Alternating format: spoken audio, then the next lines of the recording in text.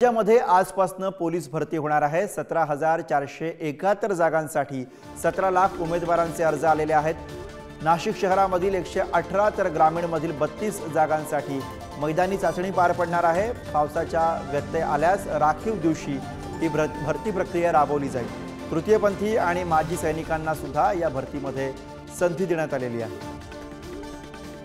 निवडणूक आचारसंहितेमुळे लांबलेली पोलीस भरतीची प्रक्रिया आजपासून राबवली जाते आणि त्याच्या मैदानी चाचणीला आजपासून सुरुवात देखील झालेली आहे।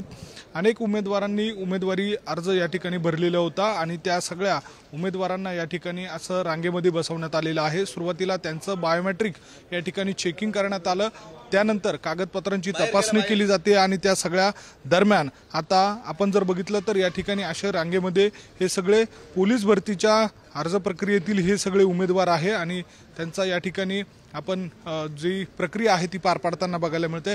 खरं तर नाशिक पोलीस आयुक्तालयाच्या हद्दीमध्ये जवळपास 118 जागांसाठी ही भरती प्रक्रिया राबवली जाते आणि त्यासाठी जवळपास 8,000हून अधिकच्या ज्या विद्यार्थ्यांनी उमेदवारी अर्ज या ठिकाणी भरलेला आहे। दोन्ही हद्दीमध्ये अशाच स्वरूपानं नियमांचे पालन करून या ठिकाणी ही भरती प्रक्रिया राबवली जात असताना यामध्ये काही 2 तृतीयपंथींचा देखील शहर हद्दीमध्ये समावेश आहे। तर याशिवाय जे सैन्य दलामध्ये जे रिटायर्ड झालेले व्यक्ती होते त्यांना देखील या ठिकाणी या भरती प्रक्रियेच्या दरम्यान समावेश करण्यात आलेला आहे। त्यांना देखील या ठिकाणी संधी दिली जाणार आहे।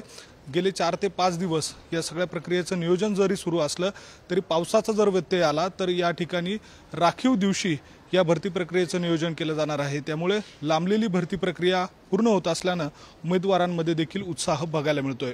व्हिडिओ जर्नलिस्ट जयेश साबळेसह किरण ताजने, पुढारी न्यूज, नाशिक।